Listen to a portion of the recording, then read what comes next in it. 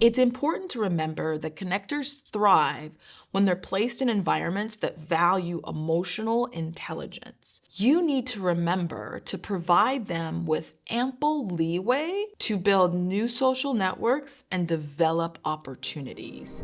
This is Innovation Currency. My name is Leigh-Ann Buchanan, and I am your host. What I want this podcast to help people see about themselves is that innovation is for everyone, and everyone is an innovator.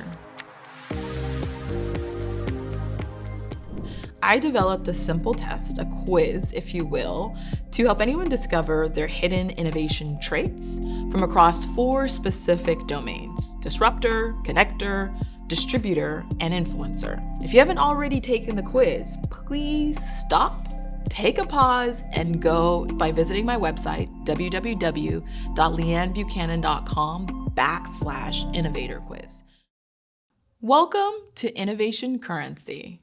My name is Leigh-Ann Buchanan, and we're here to reimagine the stories we tell about who qualifies as an innovator and provide practical tools to help anyone discover their hidden innovator. This is a deep dive episode where we're going to focus 100% on the connector style of innovator. What is so special about the connector style?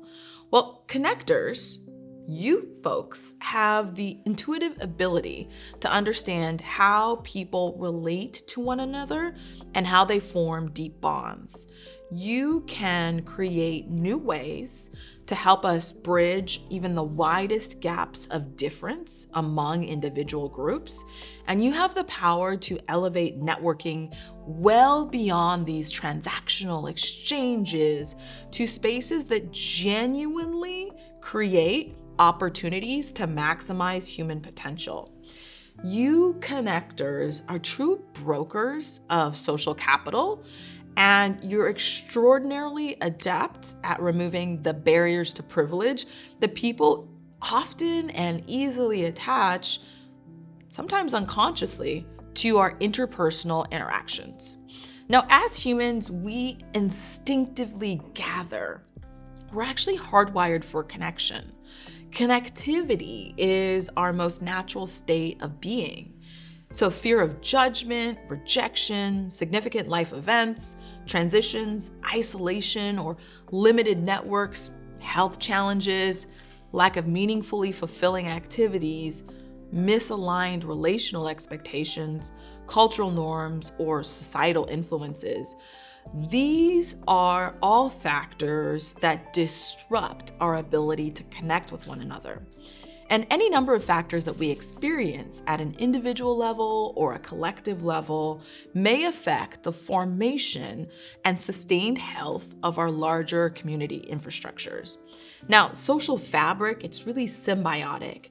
It's embedded within several layers of human interaction. In many ways, the level of connectedness we experience in our personal lives is mirrored in society as a whole. Now, whether it's purely organic or a creature of a system of social design, how we relate to one another and how we connect with one another is just part of everyday life. But it's our relationships, the ones that we encounter, that really hold the power to see the human experience reflected back to us. So what do connectors focus on? Well, it's relationships. And relationships really refer to the way in which 2 or more concepts, objects, or people connect, join, are aligned. And when we look at specific models, there's this ecological model of social systems. They really help us understand the natural correlation between how people engage. And there's different levels. So the first level is actually systemic at a high level, which represents the national, state, or local policies or laws or regulations. The second level is at community, and it represents the relationships among organizations and between larger, big groups of people. The third level is institutional, which represents the organizations and social institutions that hold groups of people. Then it's interpersonal, which represents family, friends, networks, and finally, intrapersonal, which represents your personal attitudes, beliefs, or degrees of self-awareness. And so connectors, they understand how to reimagine or redesign every single level of connectivity on a social level. Now, why do we even need connectors? They help us create new ways of relating to each other. They can easily remove the barriers of bias and, as I mentioned before, privilege from all of our interpersonal interactions. What are connectors' superpowers? Well, they have the power to build relationships of trust and deep intimacy across lines of difference. And why is trust so important? Why is intimacy so important? Well, these are really the bedrocks that keep relationships together. Trust is defined in so many different ways. I think the very famous entrepreneur, Reid Hoffman, who is the co-founder of LinkedIn, says that trust is consistency over time. I actually think when it comes to relationships, deep relationships are a function of, yes, this trust, which is consistency over time, but also the combination of having shared experiences and accelerating intimacy between one or more people. Those are kind of the glue that hold relationships together. And if we think about those foundational elements, we can see there's so many areas in our society, in how we structure our relationships to each other, even the way the built environment in some locations represents the values that we place on relationships. There's many of opportunities for those things to fissure, crack, or break. Now, what is a connector's secret weapon? Networks. So Connector's secret weapon is a network because networks are these organic things that are built on nodes of different types of relationships. So we're not necessarily talking about kind of technology-based social networks that are very superficial level. We're talking about, the people that are the super connectors who have deep relationships with a diverse number of people across a vast spectrum of industries, experiences, and maybe even geographies. Those networks are inherently powerful because they help an individual develop a personal understanding and empathy for people from different experiences. It allows them to really quickly see from the other side and understand the pressures or motivations of someone who is outside of themselves. Now, connectors, like any other innovation style, has room for growth. When it comes to the connectors, they have a tendency to make snap judgments. And my secondary innovator style is a connector, and I definitely can see how this has presented itself in my own life. This often presents as jumping to broad conclusions about individuals and groups of people. Now, connectors might have a tendency to engage in transactional exchanges in their relationships, particularly when they ignore their intuition and about how to best match or bring people together in their network, and instead just focus on the quantity and increasing the level of numbers or connectedness that they can amass. The best connectors focus on quality over quantity. The worst connectors focus on just getting a large number of people that they know without focusing on the value of those relationships. Now, if you work with connectors, if you have connectors on your team, if you're a teacher or a coach and you're working with people that possess the Connector Innovator style, it's important to remember that connectors thrive when they're placed in environments that value emotional intelligence. You need to remember to provide them with ample leeway to build new social networks and develop opportunities. They will absolutely blossom when they are maybe made kind of the social chair of any organization, where you allow them to be able to see what cannot be seen about how people interact and where they do not. I'm an innovator, But if I'm being honest with you, I couldn't always call myself an innovator. I've spent the better part of a decade launching and leading projects designed to help everyday people access their innovation potential. It's included projects that have unlocked over $75 million for things that bridge gaps in access, opportunity, and equity. When I transitioned from being a trial attorney to leading organizations in the innovation space, what I really needed was a guide to help me answer two critical questions. Am I an innovator? And what type of innovator am I? The problem is that our society and our own identity serve as barriers to keep our powerful potential as innovators locked away and hidden. Innovation Currency is the book that is designed to help you discover your hidden innovator.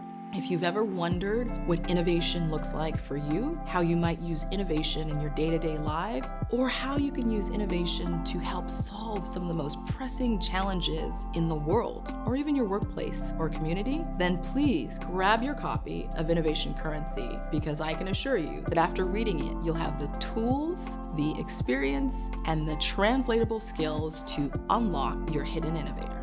To find out where you can purchase your copy in whatever format makes sense for you, scroll down to the show notes for the appropriate links. Now, I know I've shared a lot about some of the highlights of the connector style, from the superpower to where they thrive to the stumbling blocks that connectors often experience. But I actually want to take a moment to share a personal example of how the Connector Innovator style has worked in my life. Now, if you remember, innovation and these innovator styles are really about the how or the doing of your most creative, original ideas. It's not just about thinking of these ideas. That's that first level. That's creativity. Innovation is the process by which you implement your innovative ideas. And so in my life, I mentioned at one point, and I talked about this in my TED Talk, that in my transition from being a practicing complex commercial litigation attorney to the tech space, landed a role as the president and founding executive director of an organization called Venture Cafe. Now, Venture Cafe at the local level was part of a global organization that really focused on having supportive infrastructure for these nonprofits that help to grow the local innovation economy, a very people-focused organization. And when I was tasked with launching this, not only did I not really understand innovation, but I tried to get a sense of what was the actual innovation community. Now, at the time, in the city that I lived in, and that I continue to live in to this day, Miami, there was this burgeoning and nascent tech community. In fact, the local foundation, or a major national foundation that was headquartered in Miami, the Knight Foundation, had invested at that point about $60 million into growing the community of supports for tech entrepreneurs and innovators. And my role in launching the Venture Cafe, I saw it was really to help build social fabric or a community of the people that we called innovators. And if you've listened to prior episodes, you know that who we call innovators and how we qualify people as innovators is not always clean cut. And so when launching this organization, I thought about three things. How can I launch a community that was the combination of Cheers, from the old show back in the 80s and 90s, church, a place where people often feel a sense of belonging and purpose, and most importantly, community, a place where people felt like they could come to regularly and belong, kind of like the Commons. Now, Venture Cafe hosted a program called the Weekly Gathering, the Thursday Gathering, that attracted upwards of 400 people every single week from the most diverse walks of life. About 70% of individuals that attended our programming identified as people of color, and over 50% identified as women. Week over week, 49 weeks a year, we'd host an unconference of sorts that had networking, free beer and wine, and about 10 to 12 different breakout sessions and workshops and info tables, all designed to give members of the innovation community access to resources and educational supports, and really just spaces to to explore their most creative ideas. Ultimately, we served about 55,000 innovators over a 5-year period, partnered with 1,000 organizations, and were able to host thousands of hours of programming. Now, what made the Venture Cafe special was not just the numbers in terms of impact, was how people felt in really gaining a sense of community and how they were able to increase their social capital to unlock new opportunities. We heard countless stories of how people felt like they finally had a place where they belonged. And you would see on any given week someone from a high school student in the Overtown community that just had an idea but didn't know where to start, to investors that had more than $1 billion of assets under management connecting and talking with each other. And what made this project special and really created a unique impact was that we focused on how people could relate across lines of difference. We designed interventions like name tags that never had your organization, but simply had your name, your pronouns, and the number of times you visited as a way of creating a sense of equality across the board. We developed culture that was anchored by things like our credo, which was the statement of values and boundaries by which we would run this community that really elevated things like everybody is an innovator. This is an experience. No hard selling. This is a place for curiosity. Don't drink too much beer. Focus on making meaningful connections. These interventions, or these behavioral interventions and kind of social constructs, really helped us develop an innovative approach to building community. Even though that organization no longer exists in the form in which I had the pleasure to lead, every single week, I still hear from people that say, we'd really love the Venture Cafe to come back. That's just one example from my own life that had a significant impact on the way in which a community in my city, 55,000 people to be exact, were able to get access to resources, really build deep, meaningful relationships, and create a sense of social fabric to an industry space that was really siloed and disjointed beforehand. Now, you probably are thinking at this point, how do I take my connector innovation style and really put it into practice? If you listen to prior episodes, you know that this is the point where I want to give you a series of practical questions to take an opportunity to reflect on and maybe even write down some answers. So just to be prepared, why don't you take out a pen and paper, and if tactile writing is not your thing, open up your favorite note-taking app on your phone, your tablet, like I have, or your computer, and really think about the following questions. What is an example of the connector innovator style that I've seen in practice, either on the news or through research? Think about an example. I just gave you one that I've seen and I've created, but what's one example that you can see, maybe you're in popular culture or in your own experience?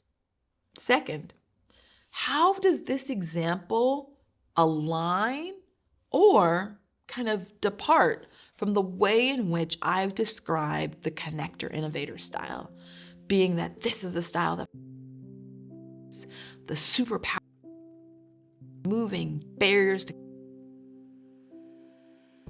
difference and of how the connector style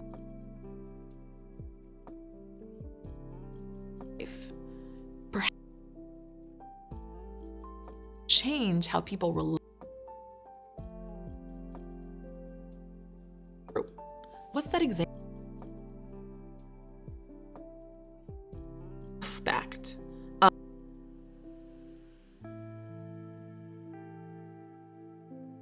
of a specific group that I want to change or improve. Think through a specific example that you can actually take on or put into practice. Why?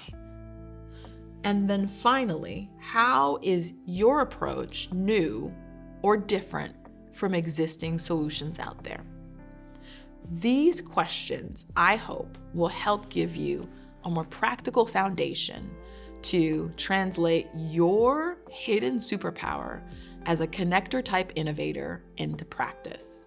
I want to thank you for your time. I want to thank you for taking the quiz. I'm excited that you found that connector style is definitely who you are. And if anything about this episode resonates with you, please take some time to like it, a little heart, share it out with people you think that would benefit from this, and most importantly, please leave a review and let us know what you think. And I look forward to seeing you on another episode of Innovation Currency. Thank you.